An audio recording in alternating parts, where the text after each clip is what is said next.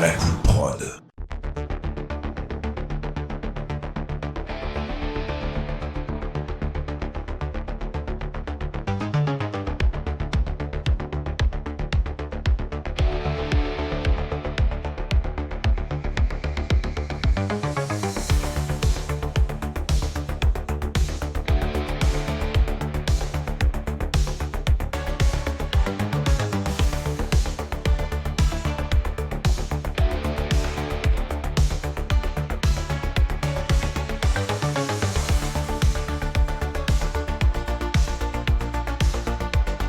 Et bonjour à toutes et à tous et bienvenue dans la bande à jazz.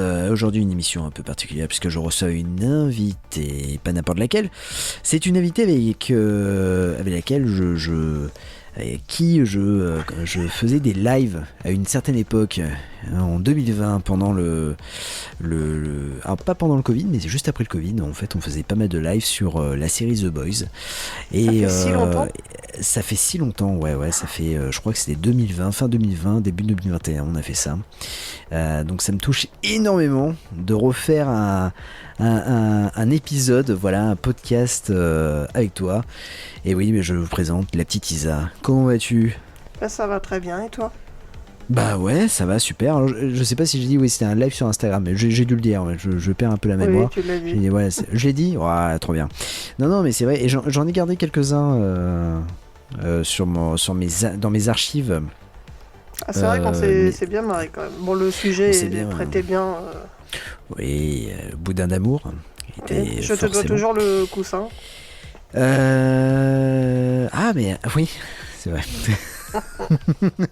C'est vrai. Le fameux. Ouais, c'est vrai. Non, mais c'était cool, c'était des lives d'une heure et demie, 2 heures, et c'est vrai que c'était cool, on se marre bien. Donc, non, top. Et bah, aujourd'hui, je te reçois pour parler un peu de. Allez, on va dire d'un de tes auteurs préférés. Ah non, de mon auteur préféré. Et voilà, de ton auteur préféré. Ouais, mais tu vois, j'osais pas trop dire de ton auteur préféré, parce que imaginons que là, comme par hasard, bah voilà, il y en a un qui arrive et tu dis non, il est quand même meilleur. Donc c'est pour ça que je disais que un de tes auteurs préférés, mais non, c'est ton auteur préféré. On va parler de Stephen King. Et plus particulièrement, on va parler de Running Man. Qui est sorti dernièrement au cinéma. Donc à l'heure où on enregistre, il est sorti à peu près il y a 15 jours, 3 semaines. Ouais, je crois qu'il est sorti le 17 ou le 19 novembre. Ouais. Dans les deux. Et donc, pour le coup, on a réussi à s'organiser pour qu'on puisse le voir dans les temps, afin d'enregistrer. Mais alors, d'où vient cette émission ? On remercie bien évidemment notre copain Nico, qui a fait une conversation WhatsApp pour préparer une émission sur Welcome to Derry, et en fait l'émission n'a pas pu se faire, et pour le coup j'ai eu une idée. Je me suis dit ouais, mais il y a un Running Man qui sort, donc on est un peu sur le même thème de Stephen King, donc ce serait bien qu'on puisse en parler. Et donc voilà, l'émission commence à être enregistrée et va sortir, donc ça c'est cool. Ma première question, elle est simple. Alors le but de l'émission, en fait, ça va être un truc assez chill. On va parler un peu du bouquin, on va parler un peu de je sais pas si tu voudrais dire quelque chose sur le film de Schwarzy. Celui-là, Voilà. j'arrive pas à en dire du mal. Enfin, je sais qu'il est mauvais, hein, c'est clairement le plaisir coupable. Tu sais que c'est pas très bon, même Schwarzenegger dit qu'il est pourri. Ça n'a rien à voir avec le bouquin, donc c'est pas une bonne adaptation, c'est pas un très bon film, mais ça reste le film qui a été mon point d'entrée vers l'univers de Stephen King. Parce que quand je l'ai vu, alors déjà j'avais un peu supplié, j'avais 11 ans et demi, j'avais pas encore les 12 requis par l'autorité parentale. Et en fait, au générique de début, je voyais Novel by Stephen King, et mon père, donc, qui est un énorme fan de tous ses bouquins, je m'étais dit mais Stephen King comme dans la bibliothèque. Donc j'ai vu le film. Bon, à l'époque j'étais très Schwarzy, tout ça, bon, je le suis toujours, et j'avais adoré le film, et j'ai voulu lire le bouquin, et c'est le premier roman de Stephen King, enfin Richard Bachman, que j'ai lu. Je sais donc, plus si c'était très sentimental en fait, l'idée en plus de voir le film et d'en parler, parce que ça reste le bouquin qui m'a fait rentrer dans cet univers-là.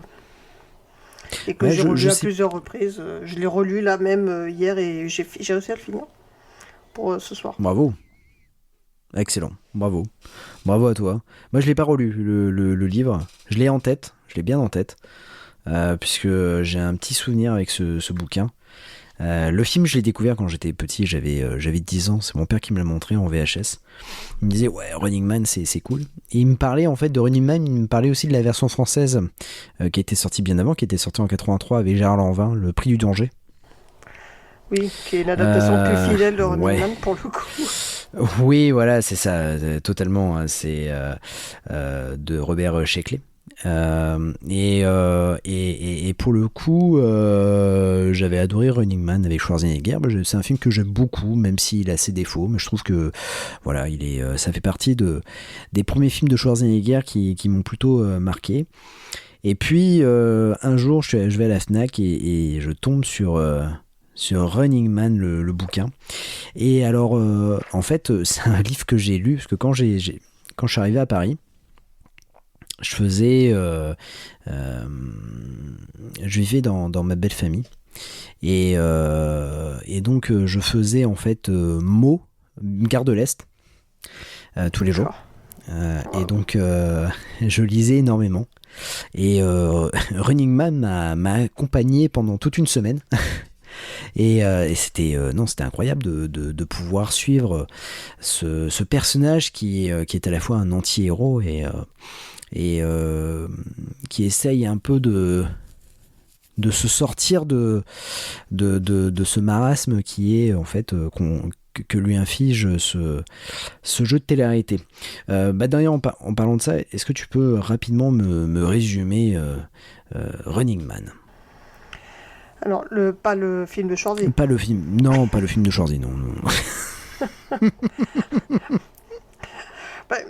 Donc Running Man, en fait, ça se passe dans un futur, alors qui était un peu plus éloigné à l'époque, hein, parce que le livre est paru dans les années 80 et on voit des dates, en fait, qui sont très actuelles, hein, 2024, 2030. Et donc on est dans un futur qui rappelle un petit peu George Orwell, 1984. D'ailleurs, il y a des grosses inspirations, hein. Il y a le Libertel, c'est-à-dire la télé qui est tout le temps allumée, Big Brother. Donc on est dans le futur. Les pauvres sont encore plus pauvres et les riches encore plus riches. Mais heureusement, il y a les jeux du cirque, on va dire, qui sont des jeux télévisés. C'est comme les jeux qu'on voit à la télé actuellement, sauf que on peut y laisser un membre ou sa vie. Mais ça permet de contenir un petit peu la grogne du peuple. Et là-dedans, on a Ben Richards, qui est désespéré, puisqu'il est au chômage. Sa femme est obligée de se prostituer pour survivre et subvenir aux besoins de sa famille. Ils ont un bébé de 18 mois qui a la grippe, parce qu'on est dans une époque bien sûr très polluée. Et les gens pauvres n'ont plus les moyens de payer leur traitement, de se soigner. Donc ils voient comme seule solution d'aller postuler pour ces fameux jeux. Et il décroche, on va dire, le gros lot, puisqu'il est retenu pour le jeu le plus dangereux, qui s'appelle la Grande Track. C'est hyper simple. Il faut tenir 30 jours sans se faire choper, sans se faire descendre. Et à la fin, si on y arrive, on a 1 milliard de nouveaux dollars. Personne n'a jamais gagné, bien évidemment. Et n'ayant pas le choix, il se lance. Et tout le livre, c'est un peu on suit un petit peu ses péripéties de comment il arrive à échapper, parce qu'il a à la fois une équipe de chasseurs professionnels, et aussi la population est fortement encouragée à évidemment le dénoncer. Il y a des primes s'ils arrivent à le repérer, et même si ça finit sur une exécution. Voilà, c'est très bon enfant comme programme. Donc on attend un petit peu pour spoiler, ou c'est full spoil? Non, on va. Ce soir. Non, on s'en fout. Non, on va attendre un peu pour spoiler. Allez, on est à 10 minutes de podcast. 10 minutes de podcast, on va spoiler. Et à la fin, bam. Non, par contre, on spoilera la fin mais je dirais attention, on spoil parce que peut-être que ça va être l'élément de Discord. C'est possible. Voilà. Et donc, ouais, la question, parce que j'étais un peu perdu là, la question, c'est le livre pour toi, à l'heure actuelle, 2025, est-ce qu'il est toujours aussi bien? Ah ben oui, il est toujours aussi bien. Je le lis pas toujours, pas de la même façon, parce que je l'ai lu la première fois, j'avais 12 ans, maintenant j'en ai 44. Mais je le trouve toujours quelque part très actuel, et même on a l'impression que de toute façon, le monde un peu pollué qu'il décrit, on va y arriver quelque part. Donc selon où on se place, hein, c'est-à-dire que je ressens pas forcément par contre toute cette pauvreté, mais on sait qu'elle existe. Mais en tout cas, on sent vraiment, en fait, voilà, le climat s'est dégradé et seuls les riches sont en capacité de se protéger, ont des filtres efficaces. Donc il y a un côté très anxiogène quand même qui reste très actuel, je trouve. Et de toute Ouais. façon, enfin, la question on va dire, de jeux de cirque pour amuser la populace et les détourner des vrais problèmes de société, ça c'est un truc qui marche depuis les jeux du cirque et ça marchera toujours. Ouais, ouais, ouais. Ce qui est plutôt drôle maintenant quand on lit le livre en 2025. Moi, je l'ai lu en 2019, mais c'est vrai que bon, après maintenant, là, ça a vraiment évolué avec tout ce qui est TikTok et tout ça. Mais ce que je peux dire, c'est qu'en fait, on est vraiment dans cette époque-là. Alors, peut-être pas en termes d'univers, mais on est vraiment dans l'époque télé-réalité. Et carrément, voilà, les gens se précipitent pour participer à une télé-réalité, pour être connus, pour gagner de l'argent. Et on est vraiment, vraiment dans ça. Et encore plus maintenant avec les réseaux sociaux, où même pendant certains lives, notamment des lives TikTok, où des gens peuvent donner de l'argent aux personnes qui présentent les lives, quoi. Ouais, c'est très particulier. Après, par contre, dans le bouquin, les gens ils se précipitent pas. Enfin, on voit bien que ce sont les gens pauvres Ouais, ouais, non qui mais c'est ça. vont Ouais. à ces jeux parce que c'est la seule façon finalement de s'en sortir. Et quand je l'ai lu, justement, on voyait que lui, il touchait donc le chômage. Parce qu'il travaille une ancienne usine nucléaire, donc forcément il risquait sa vie, sa fertilité et tout. Et là, son chômage était de 20 anciens dollars par semaine. Et pour pouvoir téléphoner, il fallait 25 cents, enfin 25 cents de nouveaux dollars, en sachant que les anciens, les nouveaux valent 3 fois plus que les anciens. Donc, en fait, tu sens vraiment que c'est vraiment extrêmement pauvre. Et les gens qui y vont, c'est parce qu'ils n'ont plus aucune autre solution. Donc il y a ce côté-là, par contre, vraiment de célébrité qui est très absent là-dedans. On voit bien que quand il fait la queue, enfin, il y a que des gens désespérés qui vont là-dedans. C'est absolument pas justement, enfin, les gens qui sont en face, qui vont les examiner, les tester. Eux, on sent qu'ils sont des gens très privilégiés. Donc, voilà, il y a un côté quand même lutte des classes qui est assez marqué. Enfin, à mon sens. Ouais, carrément. Ouais, je suis d'accord avec toi. Non, non, je suis vraiment d'accord avec toi. Et ce qui est plutôt cool avec ce. Enfin, plutôt cool. Moi, j'ai bien aimé, en fait, c'est le côté sombre du livre. Vraiment très Carrément. sombre. C'est-à-dire que il n'y a pas d'humour. Enfin, pendant la lecture, j'ai pas ressenti que le héros pouvait faire des blagues et tout ça. Non, non, le héros, en fait, il a un objectif. Et il va aller jusqu'au bout de cet objectif. Et je trouve ça assez incroyable dans la manière d'écrire. Et j'ai pas reconnu, alors après tu vas peut-être me dire, parce que toi tu as lu un peu, même beaucoup plus de Stephen King que moi, mais moi j'ai pas reconnu, et c'est très drôle en fait d'avoir pris un pseudonyme, parce que j'ai pas reconnu en fait la patte Stephen King dans ce roman.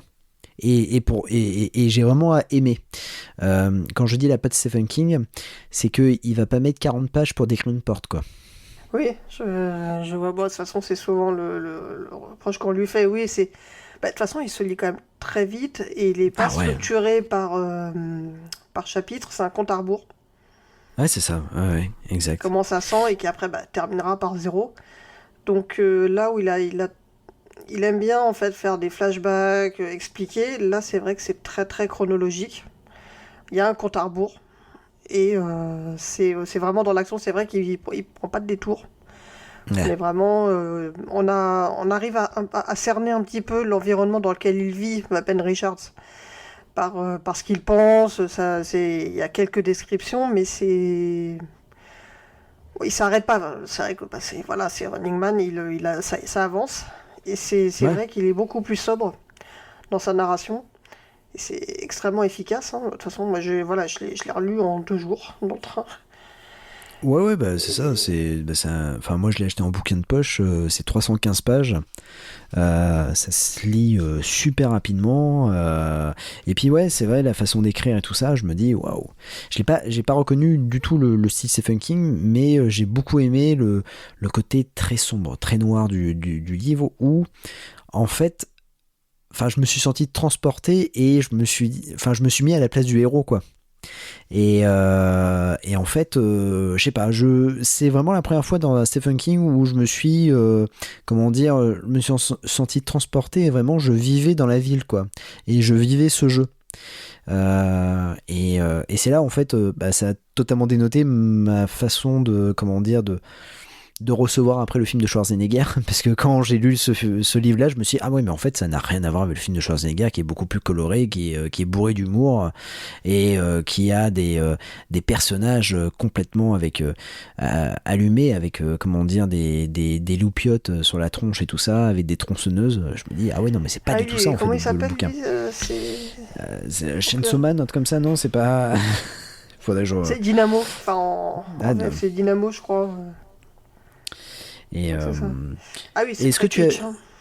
Ouais, c'est très kitsch. Et pour le coup, est-ce que tu as vu Le Prix du danger avec Gérard Lanvin ? Je l'avais vu, alors je l'ai vu il y a un petit moment. J'avoue que j'en ai pas trop de souvenirs. Enfin, je crois que je l'ai vu, j'étais quand même relativement jeune. Et puis bon, c'est un film français.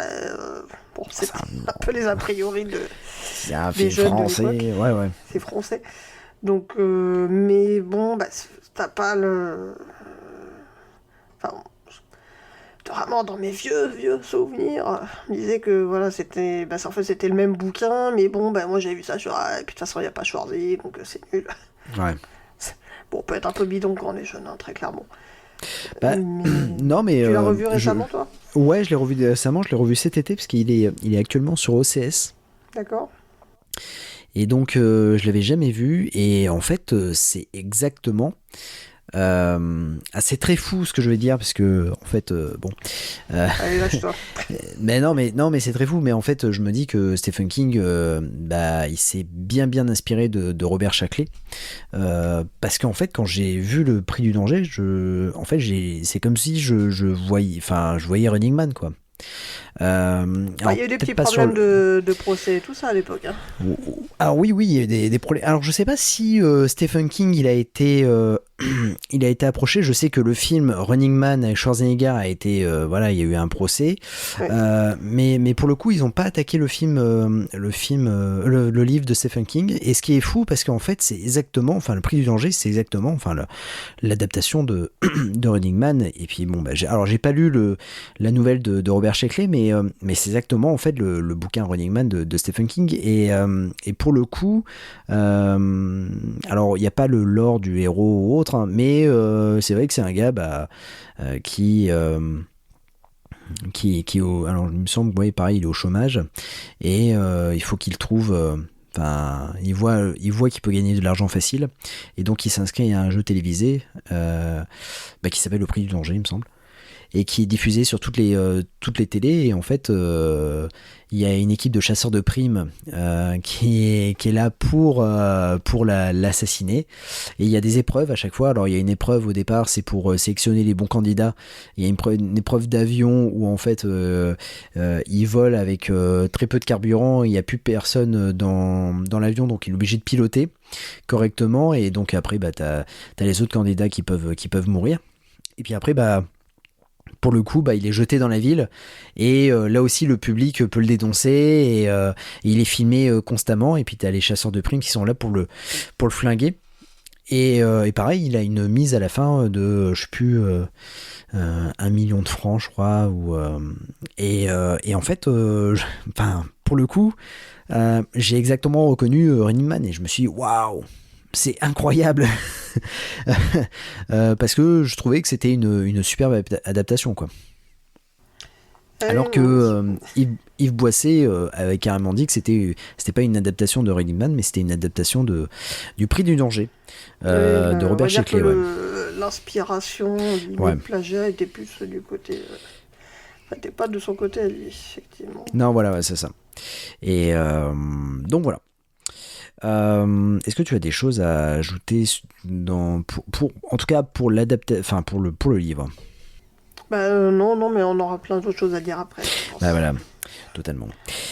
Donc on va, désolé, hein, mais on va snapper un peu l'adaptation de Schwarzenegger, même si elle est très bien, mais très bien, pas dans le sens de superbe adaptation, mais dans le sens de bon film d'action. Avec les super justes au corps de Schwarzenegger.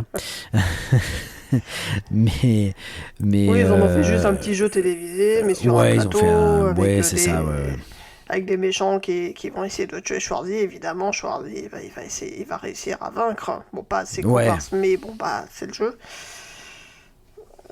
Et en fait, à plusieurs reprises, Hollywood voulait produire une nouvelle version de Running Man, mais vraiment qui serait une adaptation fidèle du roman de Stephen King.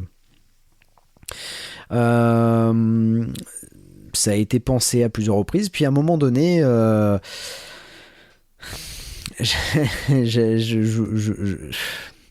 le chômeur d'Hollywood, on va dire, parce que le pauvre, depuis qu'il est à Hollywood, c'est pas la gaieté. C'est Edgar Wright qui lui décide de relever le défi et se dit moi je vais écrire le scénario du nouveau Running Man et puis je vais le réaliser. Et quand j'ai appris la nouvelle, je me suis dit oula. J'avoue que j'étais pas non plus super satisfait. J'avoue que je suis pas non plus un grand fan de la période américaine d'Edgar Wright, à part quelques-uns, hein, bien sûr, comme on dit Scott Pilgrim, qui est pour moi une adaptation de malade du comics. Mais tu vois, par exemple, Last Night in Soho, je suis pas fan, quoi. Je suis passé à côté du truc. Je me suis il y a des beaux plans, aimé, mais oui, sans plus. Après, oui, je reste quand même beaucoup plus fan de sa période anglaise, bien évidemment. Hot Fuzz, Hot Fuzz, c'est incroyable ce film. Toute la trilogie. Ouais. Mais ouais, c'est vrai que quand j'ai vu que c'était Edgar Wright qui allait être aux manettes, j'étais partagée parce que je dis mes bouquins préférés de Stephen King et un réalisateur que j'adore. Et je me dis ça va être cool, attendons voir. C'est vrai qu'en fait ce qui m'a fait un peu peur c'est le trailer.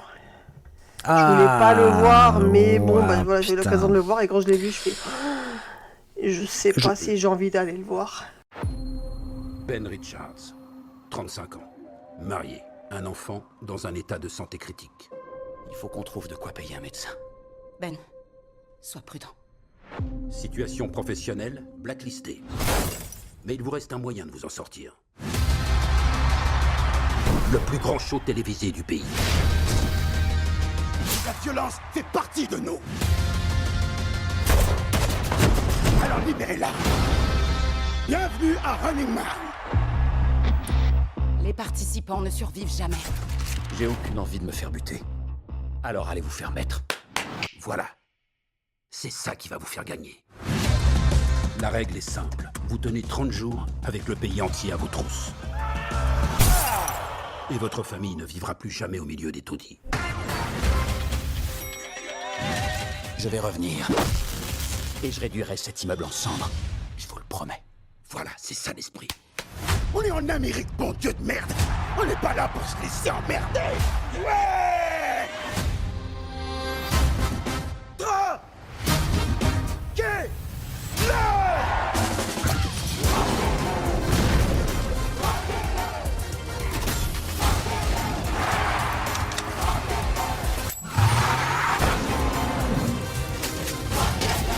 Arrêtez de me filmer!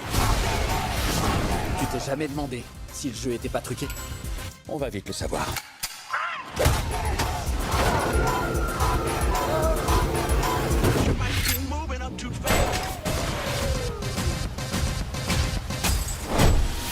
Mon gars, t'es à la télé,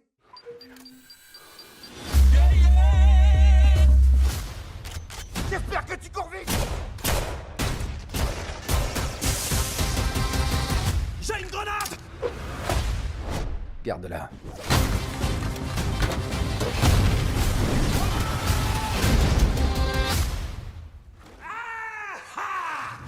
Eh ouais, les mange-merdes, je suis toujours là.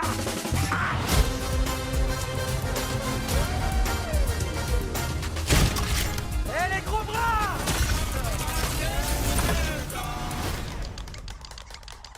Mais qu'est-ce que tu fous?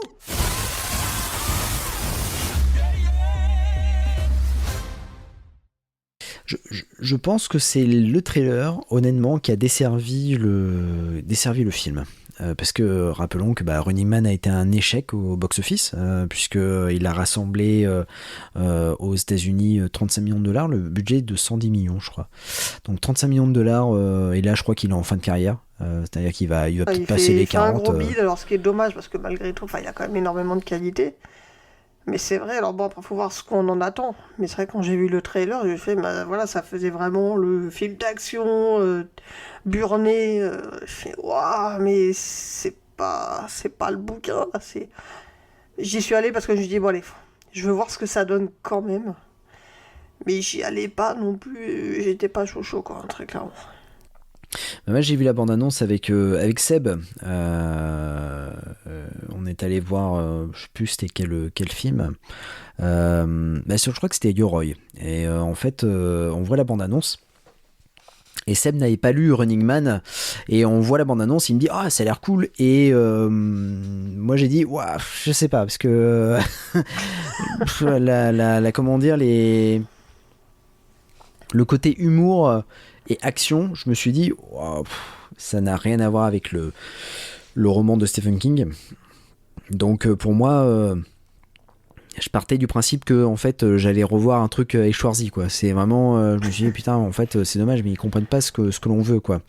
Et donc ça a donné en fait le fait de voir le trailer, en fait, ça a donné envie à Seb de lire Running Man, et il l'a lu et il m'a envoyé des messages en me disant ah putain, c'est vachement bien, et il a beaucoup aimé le bouquin. Il a pas vu le film encore, mais du coup donc il écoutera pas forcément cette émission parce que pour éviter de se faire spoiler. Mais on l'embrasse, mais du coup mais ouais et ouais pareil que toi, j'ai pas chaud pour au départ. Le casting aussi, même si j'adore Glenn Powell.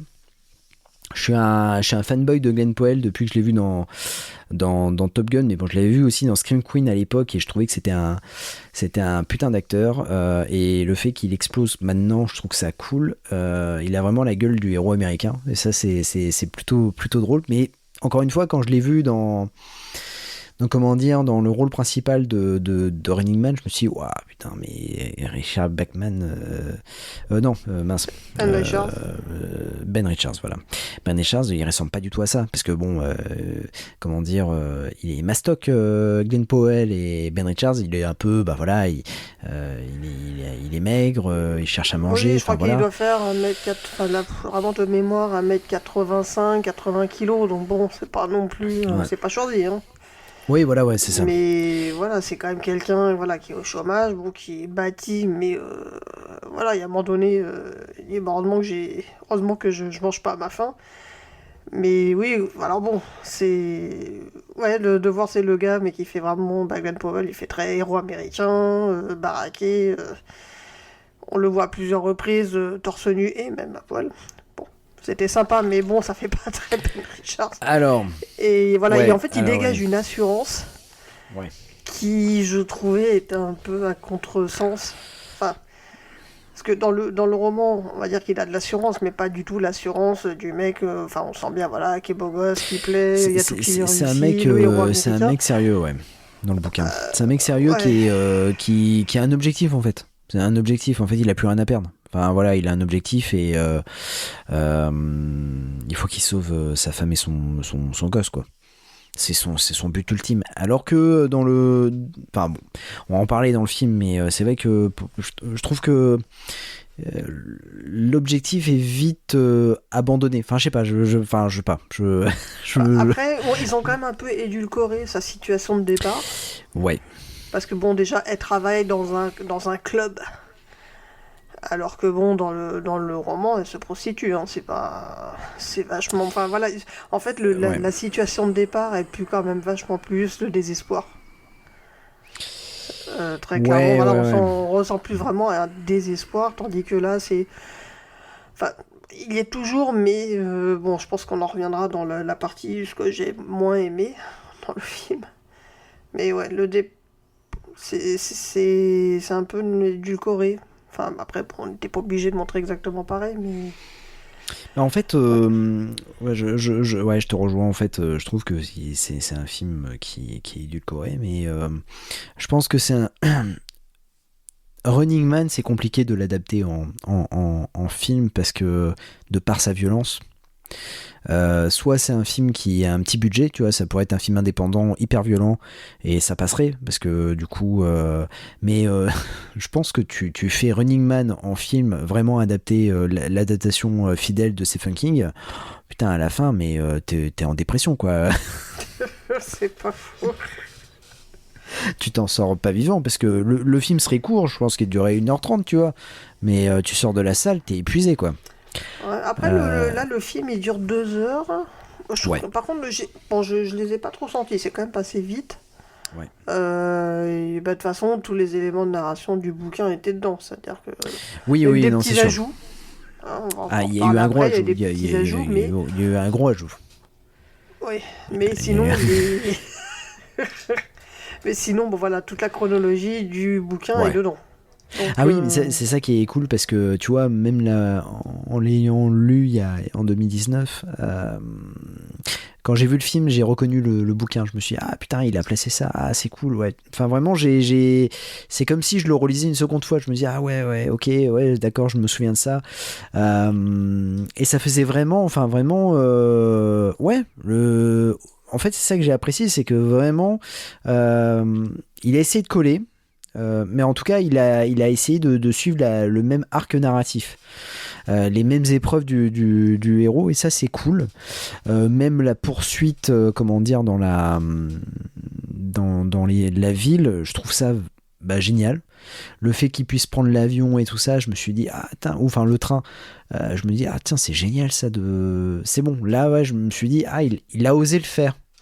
Et parce qu'il aurait pu rester que dans un endroit et tout ça. Non, je fais ok, son personnage voyage comme dans le bouquin, c'est cool. Il essaie de se démerder pour s'en sortir. Mais c'est je pense qu'il a été obligé. On fait d'abord ce qu'on a quand même aimé et ensuite on charge un bon coup et ensuite on dit ce qu'on a quand même bien aimé. Alors, on va dire ce qu'on a aimé quand même. On va pas. Et puis après je sais pas parce que non, on va terminer sur une bonne note. Allez, vas-y, charge au départ, vas-y. Je te laisse la main. Alors, c'est vrai que là, c'était un petit peu là où je savais que je serais de toute façon mitigé, c'est sur le montage. Mais ça reste son montage, on va dire, c'est sa marque de fabrique. C'est moins marqué que dans la Cornetto, par exemple. Donc c'est quand même un petit peu plus fluide parce que il peut pas non plus faire ça pour ce genre de film. Mais il y a un côté très très nerveux qui je sais pas, là-dessus j'étais un peu mitigé, mais bon je savais que c'est un truc sur lequel je serais déjà mitigé parce que est-ce que vraiment c'est un style qui correspond à la narration, mais bon ça collait plutôt quand même pas mal. Mais alors ce qui m'a embêté, le choix de l'acteur, ça c'est vrai que c'était... Il joue très bien, hein, c'est pas la question, mais ça, il fait vraiment le héros américain, enfin il fait le rôle... de toute façon tu vois dans Top Gun, il collait parfaitement à l'image du personnage qu'on attendait de lui. Et du coup ça amène la fameuse séquence de préparation au jeu. Ouais. Alors, c'est sympa, hein, mais ça fait vraiment les préparations de jeu, façon... les trucs américains ou les trucs japonais, les mecs qui s'entraînent pour le jeu, alors que dans le bouquin, vous êtes pris, écoute, t'as 3 jours pour te détendre, on t'apporte de la compagnie, tu manges ce que tu veux, puis dans 3 jours, et puis c'est tout. Tandis que là, il y a toute la partie un peu préparation, mais pas les tests et tout. Ça, c'était aussi dans le bouquin, mais c'est les tests physiques. Ils s'entraînent, etc.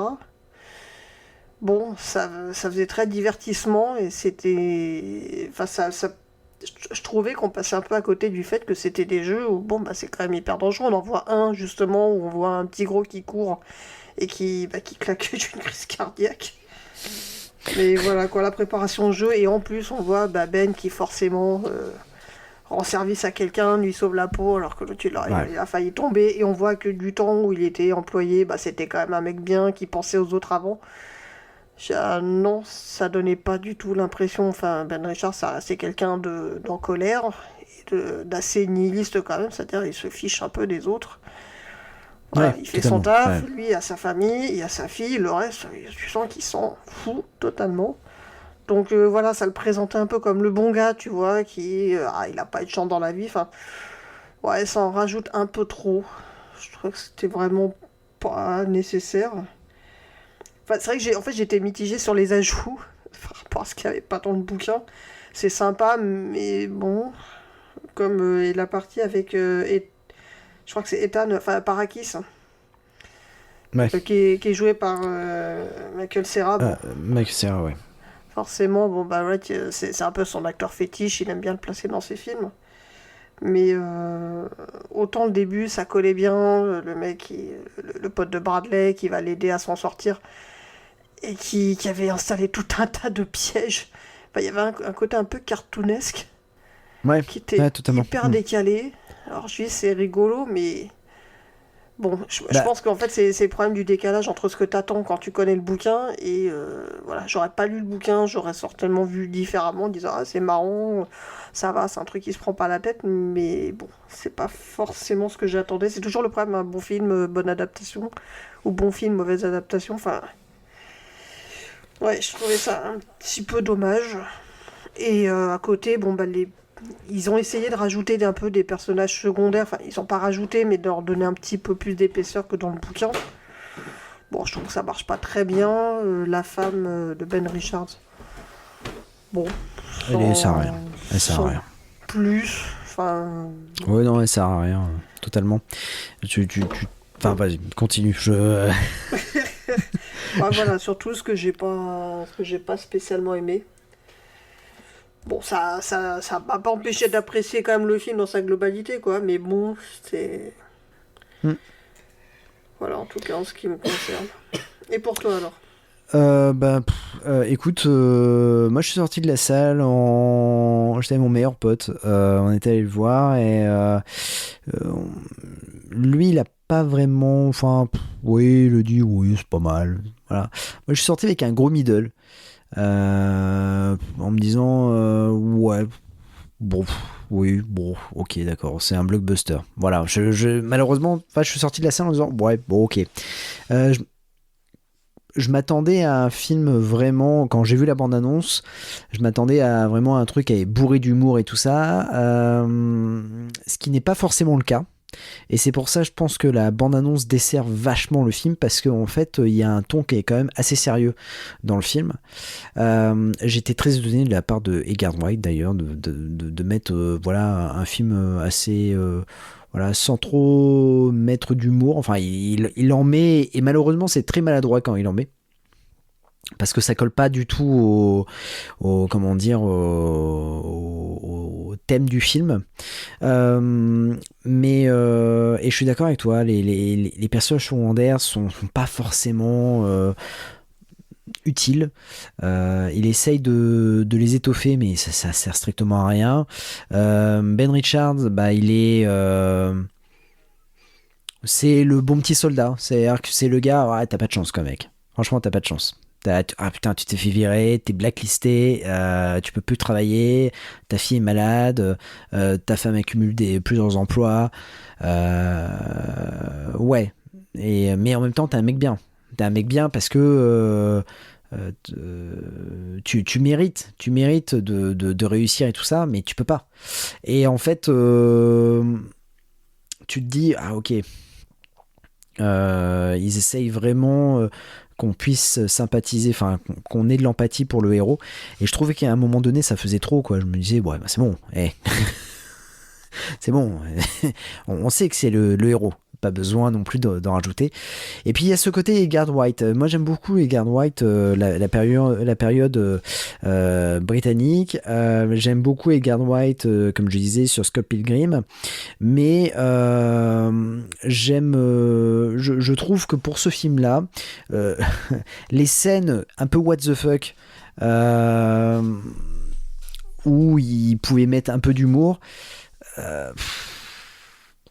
bah ça marche pas, et c'est dommage parce que c'est un gars qui est bourré de talent au niveau humour et tout ça, et c'est un gars c'est un peu un génie de l'écriture, mais j'ai l'impression que depuis quelques années, tu vas peut-être me dire le contraire, mais s'il y a pas, enfin il manque quand même des gens, il manque Simon Pegg, quoi, qui peut l'accompagner dans l'écriture ou autre. Et j'ai l'impression que tu laisses Edgar Wright tout seul dans un coin à faire son propre film, bah il peut partir vite en vrille.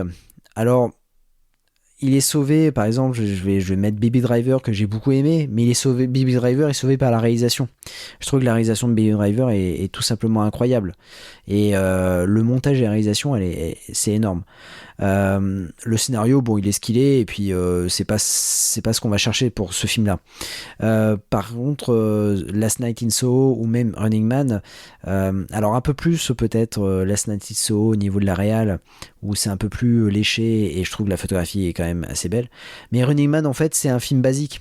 Tu vois, j'ai pas reconnu, en fait, à part l'humour à un moment donné, mais j'ai pas reconnu la patte Edgar Wright, et je me suis dit, ouais, en fait, bon, il a voulu tester ce qu'était un véritable blockbuster.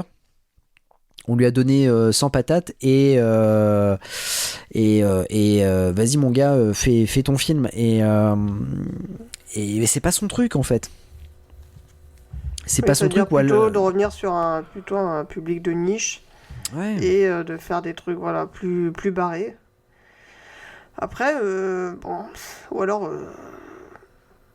parce que oui, je trouvais dans le montage quand même si c'était plus atténué que sur sa période britannique, on voit quand même les effets de montage quand même un petit peu plus nerveux, quoi. Hein, ça c'est, tu vois quand même moins qu'avant, mais. En fait, j'avais l'impression que c'était vraiment un... Alors il y a des trucs, alors notamment il y a une scène que par contre dans le film, et que j'ai beaucoup aimé, je mords un peu sur ce que j'ai aimé, mais en tout cas il y a une scène que bah oui, ça peut être la transition. J'ai beaucoup aimé en fait le côté l'avion, la scène de l'avion, parce que je me suis dit waouh, il a filmé en fait, alors je pense qu'il a utilisé la technique de James Cameron pour Avatar 2, et j'ai là cette scène là, je me suis dit ah putain ouais, c'est hyper bien fait, c'est hyper bien réalisé, et j'ai beaucoup aimé. Alors ça dure quelques secondes, hein, finalement, enfin peut-être pas quelques secondes, ça doit durer 2 minutes, mais j'ai beaucoup aimé cette partie là. Il y a vraiment un plan d'action qui c'est filmé, et je me suis dit waouh, c'est assez incroyable, je m'y attendais pas. Et après bon, ça redevient un peu plan-plan au niveau de la photo et autres, mais ouais, il y a quelques plans de caméra qui sont plutôt cool. Et je vais rapidement continuer sur ce que j'ai apprécié, mais au-delà de l'humour, c'est le rythme du film, parce qu'il dure 2 heures, mais le rythme est quand même très soutenu, ouais. Et on s'ennuie pas. Donc ça c'est cool. J'ai pas regardé ma montre par exemple pendant le film, et ça c'est cool parce que ça faisait longtemps que ça m'était pas arrivé au cinéma. Donc j'ai bien aimé ce côté-là. J'ai bien aimé le côté même si c'est le héros américain, je sais pas, Glenn Powell j'aime beaucoup, je trouve que c'est un gars qui a une putain de gueule, et même un mauvais film avec lui, je pourrais dire ah ouais non, moi j'ai bien aimé, enfin voilà, j'ai passé un bon moment. Et Glenn Powell, voilà, même si il colle pas du tout à Ben Richards, mais je me suis dit bon ouais, mais bon, il fait ce qu'il peut avec ce qu'il a, et donc voilà. Après Si, il y a un truc qui m'a déçu véritablement, mais on en parlera tout à l'heure. Mais moi, il y a un truc qui m'a vraiment. Ouais, c'est voilà. Bon, enfin, on en parlera, mais la fin du film m'a totalement déçu et c'est là en fait où je me suis dit ah putain, bien qu'en fait le problème c'est que t'avais le matériau d'origine. Qui était le bouquin de Rain Man, et là t'as voulu créer ta propre fin et ça se voit que tu galères vraiment, tu sais pas comment terminer le film. Et... On peut se regarder pour ce que j'aurais aimé voir par rapport au bouquin. Parce que là je pense que clairement ça peut être exactement ça. Mais oui, j'ai envie ensuite de parler de la fin, hein, très clairement. Mais... Ouais. Bah, on va en parler de la fin. Mais il y a un personnage que j'ai bien aimé et qui était qui a été on va dire mis au goût du jour, et je trouve que c'était moi j'ai bien aimé ce truc là, c'est le personnage de Bradley avec sa chaîne là contestataire, où il décrypte un petit peu tous les fakes un petit peu de la chaîne, ou alors quand il présente les personnages type qu'on voit dans l'émission, quoi, celui qui reste en dernier, l'outsider. Et il y a une partie comme ça. Alors, c'est vrai que ça reste décalé, hein, de toute façon, par rapport au bouquin, mais j'ai trouvé, parce que bon, après, voilà, c'est un bouquin qui a été écrit dans les années 80. Ouais, c'est ça. Il y a un petit moment déjà. Ouais. Et c'était une. Voilà. Autre époque. Il a essayé de faire des trucs, des trucs plus actuels, sans en faire trop, parce que dans le livre, il n'y a pas énormément, en fait, vraiment d'effets spéciaux. Tu sens pas vraiment que tu es dans le futur. À part que c'est encore plus pollué qu'avant. Donc, bon, là, il faut se poser des questions. Mais bon, il y a un côté un peu de ces soleils verts où oui, totalement, on a épuisé nos ressources. Bon, évidemment, ceux qui sont riches, ils ont pas de problème. Et ceux qui sont pauvres, c'est eux qui se ramassent tout. Mais voilà, donc le personnage de Bradley dans le bouquin, qui on va dire, qui édite des petits fascicules qui se passent sous le manteau. Bon, c'est vrai que ça paraît un peu vieillot, même s'ils le reprennent à la fin, mais ouais, moi ça m'a amusé. Ça m'a amusé. Ouais. Autant il y a des trucs, moi, j'ai bien aimé comment c'était présenté, et ce qu'il faisait, c'était assez malin. Voilà, ça j'ai bien aimé, ça c'était assez fun, pour le coup. Bon, ça dénote un peu sur l'ensemble, mais bon, après tout, le ton du film est quand même beaucoup plus léger que le livre, donc ça passait complètement. Et ce que j'ai bien aimé aussi, c'est qu'on voit plus apparaître les genres de milices un peu privées, tu sais, les rednecks qui sortent les flingues et tout. C'est vrai que là, par contre, le roman, il mettait pas assez l'accent là-dessus, sur le fait que en fait, la population pouvait tout à fait le dénoncer ou le buter eux-mêmes. Pour ça, ils le font, c'est le personnage Laughlin qui se fait tuer par des charmants bambins avec un genre de, je sais pas, de lance-flamme. Alors, c'était pas de la même façon dans le bouquin, mais c'était grâce à des charmants bambins qui ont dénoncé et qui, grâce à lui, il a pu se faire descendre. Mais voilà, mis à part ce petit détail-là, c'est vrai qu'on ressent pas trop. Enfin, à chaque fois, Ben Richards, finalement, et là, c'est un peu le reproche qu'on peut faire au bouquin, il tombe quand même quasiment toujours sur des gens qui vont l'aider. Bon, pas la mère Parakis qui l'énonce, mais de manière générale, voilà, ça tombe bien, il tombe sur des gens contestataires, il tombe sur des gens qui sont chauds pour l'aider, alors que bon, ils risquent quand même leur vie. Et je trouve qu'à ce niveau-là, on sentait plus le danger. Ouais. Vraiment le danger qui vient pas seulement des chasseurs, mais aussi de la... Parce que même les chasseurs, finalement... même aussi les chasseurs, ils sont un petit peu plus présents, enfin, ils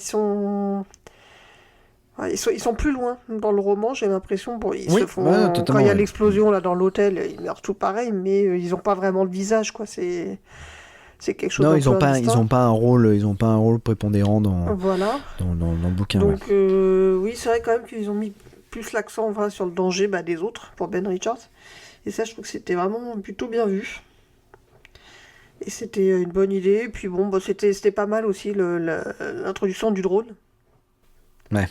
Qui arrive à le choper plus vite et à le traquer. Donc, bon, après, c'est vrai que bon, le problème, c'est que ça vire trop au film d'action. Et bon, c'est à la mesure du rôle, on va dire. Bon, Edgar Wright, il a décidé de faire un Ben Richards qui était un petit peu plus athlétique, un peu plus sportif. Bon, on va dire que ça reste cohérent, quoi. Nous, on voulait le Ben Richards, on va dire un peu comme Schwarzy, mais en fait, il aurait fallu mettre Schwarzy, mais un peu plus maigre et dans le même rôle. Oui, ouais. Non, mais oui. Ouais, je suis vraiment d'accord avec toi. Ouais. C'est ouais, Glenn Powell, c'est pas le Ben Richards, mais d'ailleurs même dans l'humour, enfin le côté on le voit à poil à un moment donné, oui, alors c'est une situation qui peut arriver, mais putain, en fait on s'en fout, enfin le mec il prend une douche, on le sent à 10 km qu'il va prendre sa douche et tout ça. Après le côté qu'on le voit à poil, tu te dis oui, ok, d'accord, c'est pour c'est le côté drôle en fait et ouais, c'est rigolo, on voit ses fesses, ouais, trop bien. Voilà, c'était pour faire plaisir au public féminin, bon, c'était pas forcément mieux pour ça, mais bon. Ou masculin, oui, non mais c'est pour on a tous le droit de mater les fesses de Glenn Powell. De Glenn Powell, totalement. Mais puis même le gros plan, à un moment donné, t'as un gros plan, je vais terminer ma phrase, t'inquiète pas. T'as un gros plan sur ses pectoraux et sur ses comment dire, ses muscles. Bah, tu te dis ouais, ok, très bien, super. Ok, mais c'est, en fait on s'en fout quoi. Enfin concrètement bah tu vois, c'est ça en fait. Le truc c'est qu'on n'est pas venu chercher ça. Je trouve que tu vois, alors et c'est pour ça que je dis que parfois il y a des trucs qui sont hyper maladroits parce qu'on n'est pas venu chercher ça. Et mais bon, après voilà, c'est comme ça,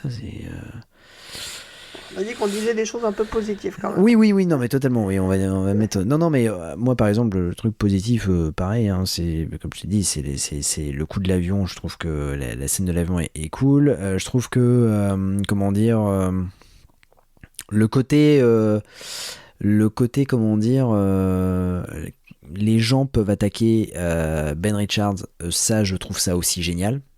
Et que la société que la société de production protège à mon donné Ben Richards, parce que c'est un gars qui rapporte de l'argent à la chaîne, donc pourquoi on va le tuer? Et ça, je trouve ça génial, cette idée-là.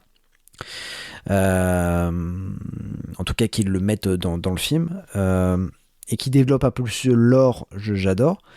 Mais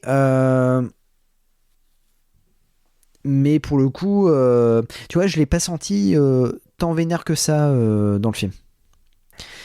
C'est pour ça que j'ai beaucoup aimé le film, attention, enfin j'ai beaucoup aimé, j'ai pas dire que c'est une daube, j'ai juste un gros middle pour moi, mais non, parce que j'arrête pas de le chier dessus depuis tout à l'heure. Je pense qu'en fait c'est le truc, c'est que si on ne regarde que le film, on est venu juste regarder un film, ça fait un film d'action qui est tout à fait cool, ça se tient.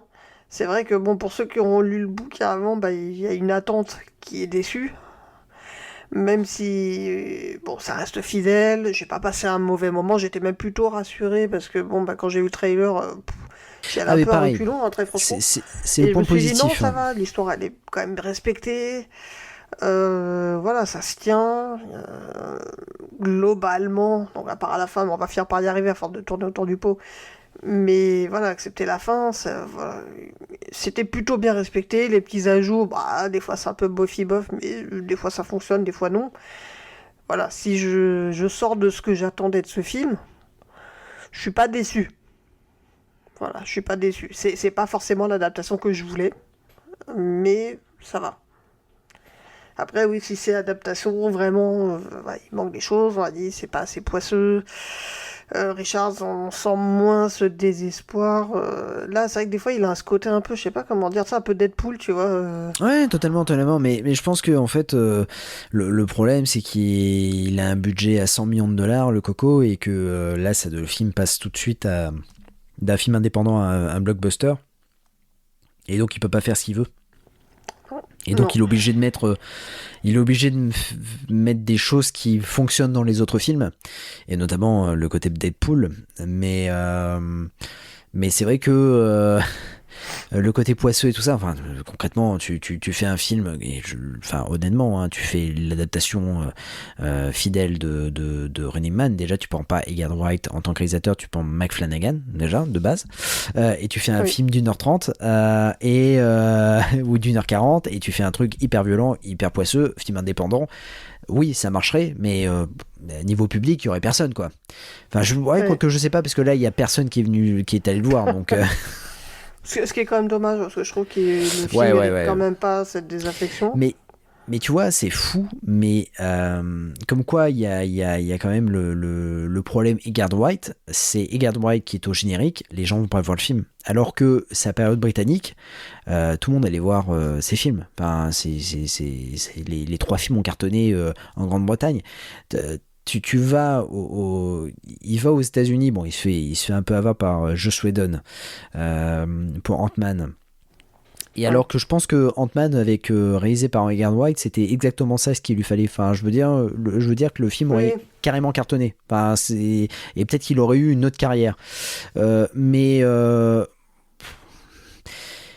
j'ai l'impression que un film qui est associé, enfin Edgar Wright associé à un film actuellement, bon, tu sais très bien que ça va bider. Et j'ai été très étonné quand j'ai vu le budget de Running Man. Je me suis dit, ah ouais, putain, le mec, il a pas, à part Baby Driver, il rapporte pas de pognon aux États-Unis. Et là, on lui donne 110 millions.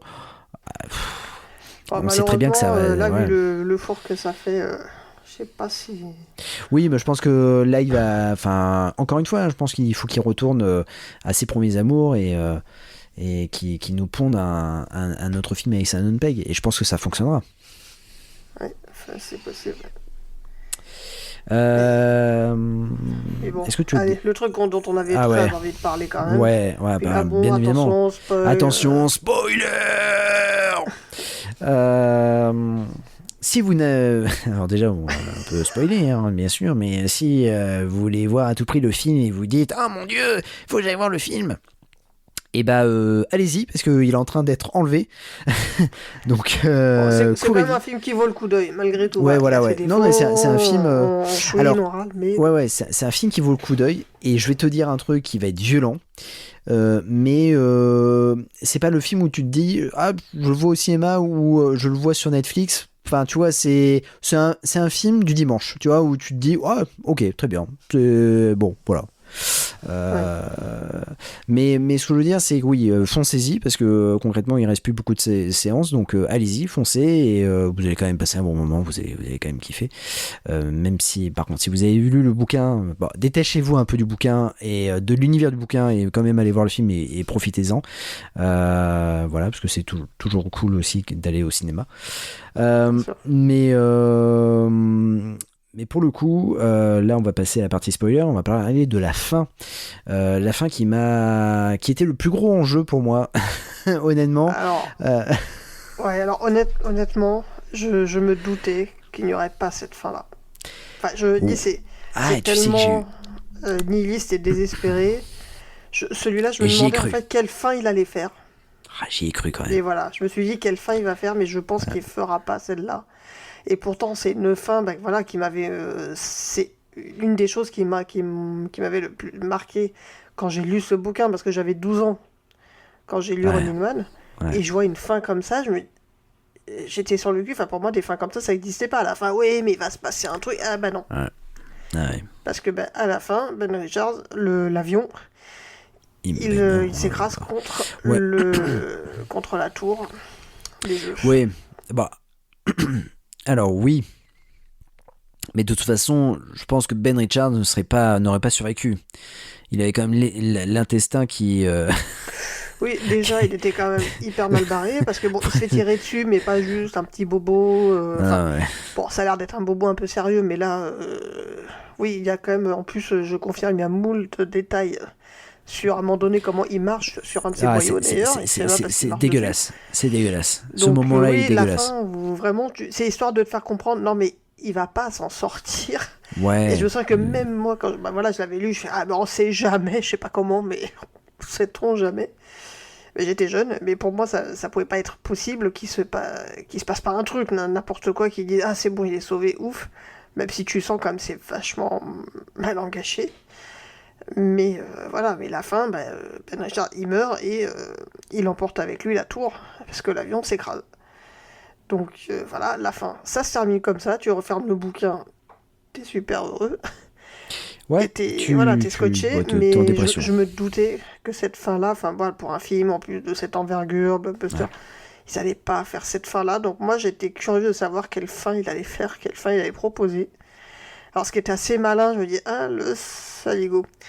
Parce qu'il te fait croire quand même, jusqu'à un petit moment, que c'est ce qui va se passer, parce que à peu près tout ce qui se passe dans l'avion est fidèle au bouquin. Bon, il y a un côté un peu plus plus Tom Cruise, Mission Impossible, avec apesanteur, pas apesanteur, qui est beaucoup plus prosaïque dans le bouquin, mais en fait il t'amène jusqu'à la fin, et là t'as un arrêt sur image. Et on switch sur Bradley et sur une de ses vidéos. Ouais. Et là, tu te dis... Ouais. Et là, je te laisse embrayer si tu veux aller. Oui, en fait... non, mais... ouais, vas-y, fais-toi plaisir. Chie bien sur la fin. Non, mais oui, concrètement, en fait, on apprend. Bradley dit attention, vous croyez vraiment que Ben Richards est mort? Eh ben non, il est vivant. Et là, je me suis dit, il se fout de notre gueule là. Là, il se fout de notre gueule, parce que là, franchement, s'il fait une suite à la Watchdog en disant putain, le mec, en fait, il va détruire l'organisation en devenant le chef de la résistance. Je me suis dit putain, waouh, incroyable, John Connor est de retour. Et donc ça m'a, en fait, c'est là où je me suis dit putain, Edgar Wright, ça y est. Il a voulu faire sa propre fin. Il a pas d'exemple. Tu vois, concrètement, là, je me suis dit, putain, le matériau d'origine, il l'a mis de côté, parce qu'il a plus rien. La page s'est tournée, Ben Richards est mort, qu'est-ce qu'on fait? Est-ce qu'on fait le générique de fin où je fais ma propre fin? Bon, il a décidé de faire sa propre fin, c'est bien. Mais pour le coup, je me suis dit, ouais, mec, mais là, il était un peu en roue libre, un peu trop même. Le côté... Alors le côté Ben Richards, est-ce qu'il est mort ou pas? Bon voilà, mais le côté après avec sa femme, est-ce que sa femme n'est pas morte? C'est vrai que là, c'est vrai qu'autant dans le bouquin, je veux dire, tu te poses même pas la question de est-ce qu'ils sont en train de le manipuler ou pas. C'est fait d'une façon, tu fais tu te prends l'hypercute en pleine tronche. Et là, effectivement, il y a le doute en disant mais ça c'est ce qu'ils te disent. Et puis le chef des chasseurs, Macon, qui lui fait comprendre que en fait on comprend, ça c'était pas très clair, parce que soi-disant lui aussi il est passé par là. Tu dis alors quoi, t'es un ancien candidat, mais pourquoi c'était un peu maladroit, on sentait qu'il y avait un truc qui était... Elle a voulu innover, mais c'était pas hyper clair, mais il va te faire comprendre, il te mente, en fait c'est pas ta famille est pas morte, ils vont très bien. Et c'est vrai que moi je m'étais dit, c'est vrai que dans le bouquin je m'étais pas du tout posé la question une seule seconde, et c'était, j'ai envie de dire, non pas que c'était très bien comme ça, mais ça rajoutait, c'est vrai qu'à la fin désespérante. Ouais putain, la fin du bouquin en fait. Non, par contre les retrouvailles... putain, alors moi écoute, j'aurais kiffé, autant tu fais une fin comme ça, bon voilà, je pète mon câble, mais bon après, c'est bientôt Noël, reste, c'est bientôt Noël, soyons sympas, c'est la happy end, allez, c'est bon Edgar, je te l'accorde. Mais j'aurais adoré une fin, tu sais, à la Mission Impossible 4, c'est-à-dire qu'en fait, elle se retourne et elle voit au loin un gars qui ressemble à Glenn Powell, et elle se dit putain, au fond d'elle, elle doit se dire putain, est-ce qu'il est vivant ou pas, il me regardera toujours, tu vois. Ouais. Mais alors là, le mec il est prostré sur devant elle, quoi, et elle le rejoint, et c'est bien lui, et sauf que Ben Richards en fait là maintenant c'est vraiment un personnage de Watchdog. Franchement, il a son petit foulard, il a sa capuche, il a vraiment la dégaine du mec que t'as au début, tu vois. Au début tu te dis ouais non, en fait c'est un mec vraiment c'est un mec bien, tout ça, mais quand tu vois ce qu'il est devenu, tu dis non mais c'est une connerie. Puis non, tu peux pas passer maintenant. de... Ouais, voilà, mais voilà, putain, ils l'ont foutu une mission, quoi. Tu te dis, non, mais c'est une connerie, quoi. C'est lui qui va tout renverser. Mais oui, mais putain, et là, tu te dis, non, mais mec, non, arrêtons, ça suffit. Et en fait, tu vois ça, tu te dis, ok, très bien, t'as plein de vidéos qui montrent que Ben Richards, en fait, Ben Richards est vivant. Tu te dis, ok, très bien. Bon, okay. Remarque, c'était pas mal, parce que regardez, là, vous voyez, là, qu'il s'est fait éjecter, tout ça, voilà, ça fait... Pourquoi ça fait passer un dans truc, l'air du temps oui, ça fait complotiste et tout ça. Tu te dis, est-ce que... Bon, et par en contre, je sais fait, pas qui l'a après, opéré. Bon, lui, autant Glenn Powell, par contre, il avait pas les intestins qui sortaient du bide. Alors, tu sais, j'y ai cru. Plus réparable. Alors, et honnêtement, j'y ai cru. Je me suis dit, est-ce qu'il va le faire ? Parce qu'il se prend quand même un méchant coup de couteau. Et je me suis dit, ah putain, ça va être l'intestin. Et pas du tout. Non, c'est une... en fait, Tu disais, ça va être la fête à la saucisse, et maintenant. Ah ouais, et ben non, voilà. Promotion sur le port, des prix. Mais non, il n'y a pas de... Non, malheureusement, il y a rien du tout.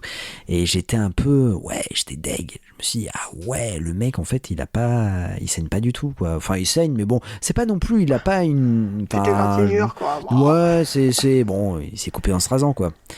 Mais là, le mec, ouais, il est nickel, quoi. C'est le chef de la résistance. Et là, je me suis dit, ah, fous-toi de ma gueule. Putain, franchement, ouais, mec. Le chef de la résistance, c'est... Je vais dire Los Angeles, mais... Le truc, c'est qu'en fait, j'ai l'impression que pendant tout le film, justement, il a un peu éludé cette partie de lutte des classes, finalement. C'est quand même vachement moins présent pour, en fait, nous cracher à la gueule, allez, nous cracher de la résistance, allez, contre Skynet, allez. Ah, le mec, il nous crache à la gueule le truc, tu te dis, ouais, c'est bon, mais en plus, tu vois, il pourrait nous le cracher à la gueule et nous dire, bon, excusez-moi les mecs. Non, mais non, même pas, il s'excuse même pas parce qu'il en rajoute. Et là, tu te dis, ah, ok, t'es comme ça, ok, pas de souci, on va se calmer. Et avec le petit générique, allez, envolé, sympa, mais c'est pas possible. On a passé un bon moment quand même. Putain, on se croirait dans Insaisissable, quoi, sans déconner. Non, mais... Alors j'aime bien Saisissable, mais bon, oui, je sais non, pas, mais vous bon, cherchez la voilà. même chose. Non, mais ouais, et il arrive sur le plateau et il tient sa promesse. T'as une ombre, et puis hop, le phénix qui renaît de ses cendres. Ouais, j'attendais qu'il dise « Je suis la vengeance ». Et il l'a pas dit. Non, franchement... quand j'ai vu la scène, je me suis dit, putain, il faut que je prenne mon billet d'avion pour Los Angeles, je vais casser la gueule d'Edgar Wright. Là, je dis, mec, tu peux pas nous faire ça. Non, tu peux pas. C'est une fin, bah, franchement, putain, t'es tombé dans la facilité, quoi, mec. Non, tu peux pas. Mais il l'a fait, et en fait, franchement, ça m'a révolté. Franchement, s'il y avait une fin où le mec crève dans l'avion, point final, j'aurais dit, hey, Edgar, t'es culotté. Franchement, t'en as. Ouais, t'en as. Mais là, vu la fin qui nous a pondu, je me suis dit, mec, je vais te défoncer, en fait. Bon, franchement, je m'attendais pas à avoir vraiment la vraie fin, on va dire. Mais je m'attendais quand même à ce qu'il crève. Hein. Je me suis dit, bon, il va crever, c'est sûr. Et ben non, il est même passer pas pour mort. des sadiques, ouais, Ben Richards est même pas mort. Ouais, putain, et nous, on c'est attend d'avoir dégueulasse. ses tripes partout. Ah ouais, mais moi j'attendais qu'il marche sur ces boyaux, bordel de merde. Putain, j'attendais que ça, j'ai payé ma place pour ça. Non, mais en fait, mais pas du tout. En fait, le mec, il est chef de la résistance. Et je me suis dit, non. Et en fait, tu vois, c'est le genre de fin, moi, qui me tue. Parce que je me dis, putain, si le film avait cartonné, c'est potentiellement... Ah les mecs, on a une super idée, on pourrait faire un Running Man 2. Tu vois, c'est vraiment... Oh non. Tu sais, non mais bon, finalement, le film n'a pas marché, donc il n'y aura pas de Running Man 2, mais ou peut-être sur Netflix, qui sait. En même temps, pour faire quoi, façon Hunger Games, voilà, après la révolte et... Non, mais façon Squid Game, tu vois. Ils ont bien foutu une saison 2 à Squid Game, tu vois, alors que la saison 1 suffisait à elle-même. Bah non, mais ils ont foutu une saison 2. Puis ils ont foutu une saison 3, tu vois. Parce que c'est rigolo. Mais bon, ouais, là, je suis persuadé que dans son idée, probablement qu'il y avait une suite qui se préparait, quoi. Je suis sûr et certain. Vu comment ça se termine,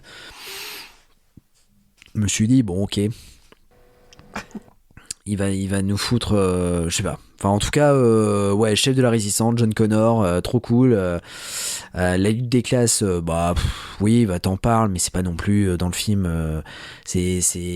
T'en parles au début, puis après, bon, t'abandonnes rapidement ce truc-là.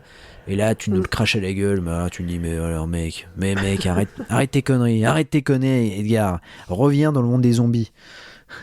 Parce que dans le bouquin, à un moment donné, bon, il s'en passe forcément spécialement concerné par, je veux dire, il subit de plein fouet, hein, clairement la pollution et la pauvreté, mais il n'y a pas pour autant cette conscience, je veux dire, militante, il y a juste le désespoir. Oui. Alors, c'est sûr, c'est pas super constructif, mais il n'y a que le désespoir. Mais il y a le désespoir. Et c'est ce qu'il va y avoir. À un moment donné, effectivement, il va épouser un peu les idées de Bradley, qui l'ouvre un peu les yeux.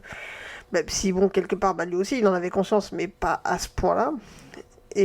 Mais sur la fin, en fait, c'est vrai qu'on lui propose... Donc de devenir, c'est ça un petit twist à la fin, de devenir en fait le chef des chasseurs à la place de McCone. Et dans le film, il refuse. Hein. Ouais. Y a pas, alors que dans le bouquin, il accepte et après il tue tout le monde. Oui. Donc je sais pas s'il y avait vraiment... il était sur le point quand même de se dire qu'après tout, bon... Là, toute cette conscience, on va dire, écologiste, lutte des classes et tout, qu'il avait acquise finalement quelque part au fil du bouquin. Parce que autant dans le film, l'histoire de syndicats, tout ça, alors que là, c'est pas du tout le cas. C'est même Laughlin, en fait, qui était syndiqué, et pas du tout Ben Richards. Et à la fin, il dit, après tout, j'ai plus rien à perdre, qu'est-ce qu'on a à foutre? Allez, hop, ok, je vais dire oui. Et ce qui va le faire changer d'avis, c'est juste, il se fait du café sur une cafetière de marque que sa femme aurait voulu avoir. Et c'est là que, je pense que là, c'est l'allumette qui craque dans sa tête. Et c'est là que finalement, il tue tout le monde. Et puis hop, l'avion contre la... Là, il prépare aussi du café, hein.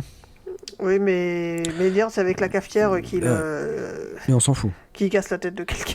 Oui, c'est ça, ouais, mais concrètement, c'est le clin d'œil en disant, ouais, mec, lui aussi il fait son café. Lui aussi fait du café. Il fait du café. What else, quoi. Il y a Jean Clooney qui vient d'ailleurs à un moment donné dans l'avion. Non, mais tu te dis, mais qu'est-ce que c'est que ce truc? Bref. Si, il y a un acteur que... Alors...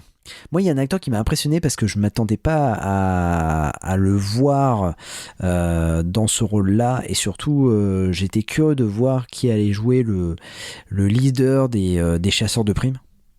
Ouais. Donc, c'est Lee Pace. Voilà. Je sais pas bien. En tout cas, c'est le héros de Punching Daisy. Tu l'avais vu cette série à l'époque? C'est la série qui a duré 2 saisons et tout le monde avait crié au scandale parce que c'était une série qui était trop cool.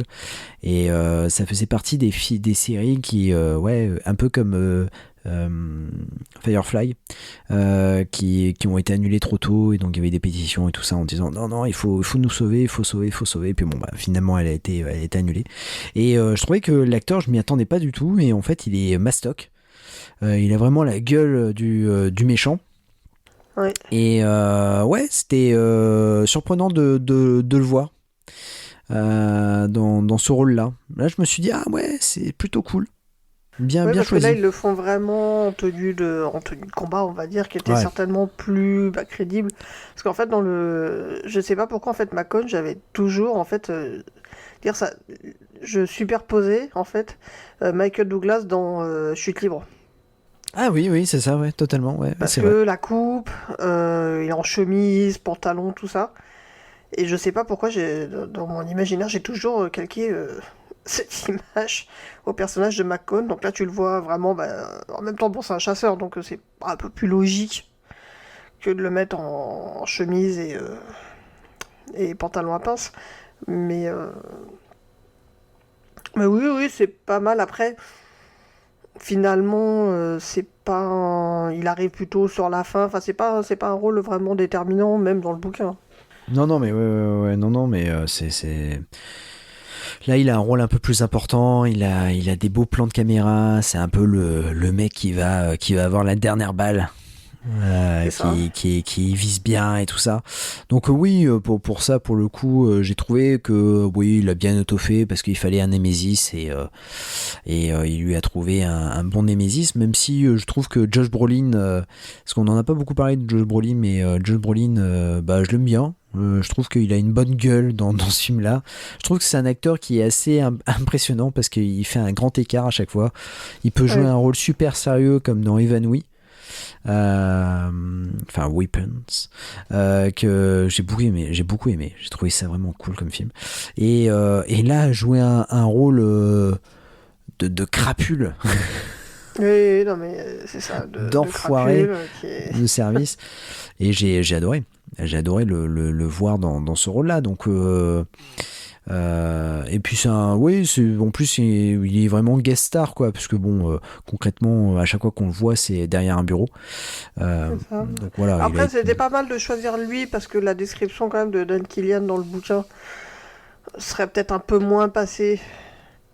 Parce que dans le roman, en fait, il est noir et même comme si on lui avait passé du cirage sur le visage. Années 80, pas bien. Ah ben.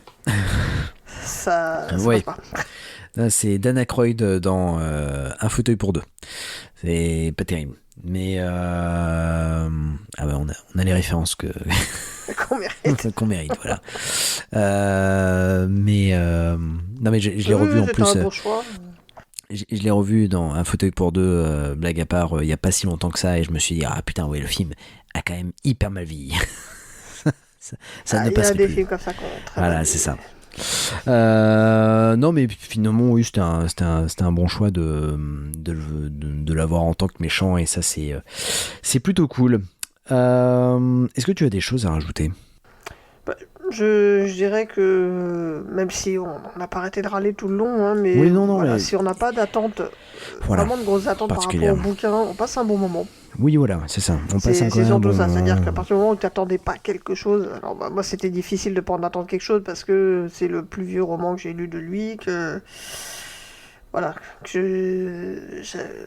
en tant que j'attendais vraiment une belle adaptation, j'aurais plus aimé effectivement dans un décor plus comment ça s'appelle, apocalyptique. Oui, c'est ça, c'est Blade Runner, voilà. Ah oui, d'accord, ok, très bien. Un peu plus Blade Runner, mais enfin bon, tant pis, ça reste une proposition sympa, mais c'est vrai que ça reste, on a un blockbuster, on passe un bon moment. Ça peut être aussi le film du dimanche qu'on regarde à la maison, on passe un très bon moment aussi. Mais si on est fan de Stephen King, on peut rester un petit peu sur sa faim et être un peu dérouté par certains choix, et notamment de s'éloigner, parce que de toute façon, à partir du moment où tu adaptes Stephen King en essayant d'être drôle, déjà tu perds des points, mec. c'est vrai qu'en autant Stephen King, c'est quand même très premier degré. C'est rarement rigolo. Déjà, au-delà du fait que tu ne te mets pas dans la lecture en disant je vais me taper une bonne tranche de rire, mais il est pas. Voilà, c'est vrai que l'humour, le second degré surtout, est quand même vachement absent de son univers. Donc à partir du moment où tu fais un peu à la déconnade et tout ça, voilà. Pourquoi pas? Je pense pas qu'il y aura d'autres adaptations de Running Man maintenant. Je pense qu'ils vont dire on va arrêter maintenant. C'est bon, oui, parce que oui, parce qu'en fait même le film de Schwarzy n'avait pas non plus bien marché, quoi. C'est ça le truc. Non, il n'avait pas bien marché, mais même lui il disait que franchement, en plus le scénario avait quand même beaucoup changé. À la fin ça ressemblait plus du tout au matériau de départ. Donc voilà. En gros, ce que j'ai rajouté, c'est lisez le bouquin, il est très très bien. Oui, lisez le bouquin, il est vraiment cool. Moi, par contre, je verrais bien Edgar Wright, mais bon, je pense que là, aux États-Unis, ça risque d'être un peu compliqué de tourner. Mais je verrais bien, avec son humour, l'adaptation du roman Son Nom. Ou de sa suite, parce que c'est une saga, Le Pape, le Kid et l'Iroquois, qui est un bouquin un peu horrifique, mais très très drôle dans l'humour noir. Et pour le coup, je pense que ça irait bien dans son, comment dire, dans dans son univers, dans son univers, ouais. Je pense que il irait très bien, mais c'est vrai que adapter Stephen King, malheureusement, j'ai envie de dire, le seul en ce moment qui a compris qui était véritablement Stephen King et qui peut facilement faire des trucs un peu fous et respecter un peu le matériau d'origine de Stephen King, c'est Mike Flanagan. Hein. Ouais. Qui est un peu le boss de l'horreur et d'ailleurs il va faire le nouveau Exorcist et ça j'ai très très hâte parce que ça peut être assez fou et alors on avait aussi Darabont qui avait fait The Mist, oui Darabont, ouais, Darabont, et pour lequel la fin même était pire que oui non le bouquin.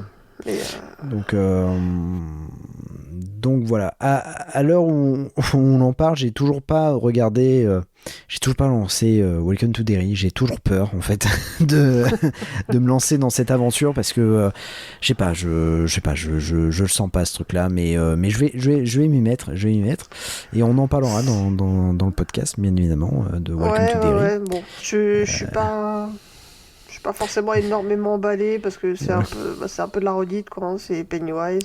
Oui, voilà, c'était à prévoir et il y a des moments sympas, mais bon, je suis pas extrêmement emballé. Vaut mieux se le faire d'un coup en fait. Au pire, tu le fais d'un coup comme ça. Ouais, c'est ça, ouais. Non mais j'ai très peur parce qu'en fait, c'est pas un one shot. Il va y avoir plusieurs saisons.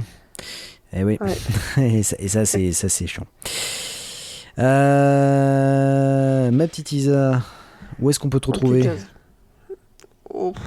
Ici et nulle part. Galaxy Pop. Sur Galaxy Pop déjà. Voilà. Effectivement, où je squatte un petit peu les podcasts des copains. Et ouais. Et bon, on a fait Monstres et compagnie avec Dany et Chris Yukigami, que je salue s'ils m'entendent. Ah ben le bisou à toute l'équipe. Monstres et compagnie pour parler des maisons de l'horreur. Alors, on va dire qu'on prend notre temps parce que le premier épisode est sorti à Halloween 2024. On a fait un petit hors-série il n'y a pas longtemps pour Halloween 2025. Ah bah c'est cool, c'est un par an, c'est top. Oui, c'est le podcast qui prend son temps. Oh putain, la tagline, pas mal. Monstres et compagnie, le podcast qui prend son temps. Dany, tu écoutes, franchement tu devrais le mettre en tagline.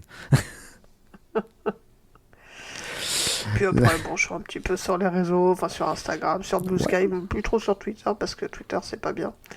Bah ouais, Twitter, moi j'y suis plus trop. Alors j'ai toujours mon compte parce que je publie aussi via iKick et tout ça, mais j'y vais plus parce que c'est Twitter quoi. Donc bon, c'est comme ça. Mais d'accord, donc on te retrouve sur Instagram, sur Galaxy Pop. Je mettrai de toute façon le lien de Galaxy Pop dans le lien du podcast. Et puis comme le podcast sortira aussi sur YouTube en audio, je mettrai aussi les liens de Galaxy Pop sur le YouTube. C'est une très bonne idée parce qu'il y a beaucoup de talent dans ce label de podcast. Bah oui. Totalement. Et puis, ce que je trouve cool, c'est que en fait, on se retrouve souvent tous dans les conventions telles que Podren, souvent, et aussi Nanarland. Ça, c'est cool. C'est la convention non officielle. Ouais, c'est la convention non officielle, ça.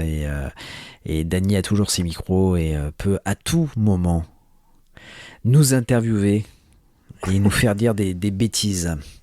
Voilà. En tout cas, c'était trop cool de te retrouver dans un podcast. Trop cool de parler en plus. Ça m'a fait plaisir aussi. Qui sait si on se retrouvera pas pour The Boys la dernière saison. Écoute, alors je vais te dire très franchement, je vais balancer un truc. Depuis que on a arrêté les lives, je n'ai pas revu The Boys. C'est pas bien. J'ai arrêté. C'est pas bien. Ouais, mais pour le coup, je crois que j'ai arrêté à saison 3. J'ai pas revu depuis, j'ai plein de retard, mais en fait, je me rends compte qu'en fait, il y a pas mal de séries que j'ai arrêtées et que maintenant, je me dis, ah putain, mais il faut que je reprenne, notamment Stranger Things, que j'ai arrêté à la saison 3, et donc il me manque, pour le coup, une saison, la saison 4, et là, la saison 5 qui est en train d'être diffusée, il faut que je la rattrape aussi. Donc, si peu de temps et tant de choses à regarder. Oui, ouais, c'est ça, ouais. Bon, écoute, on se retrouve prochainement, en tout cas, j'espère, dans un autre épisode, en tout cas. Et puis nous, les amis, on se retrouve un jour quand j'enregistrerai tout ça, peut-être dans 15 jours, peut-être dans une semaine. Je verrai. Il y a plein de sujets qu'il faut que je vous parle. J'ai reçu plein de DVD, tout ça, et j'ai envie de vous parler de ça. Et donc, je pense que ça va être un peu plus régulier là pour vous parler de tous ces nouveaux projets. Enfin, nouveaux projets. En tout cas, des nouvelles acquisitions. Voilà. Bon, et on se dit à la prochaine. Et puis, ciao. Salut.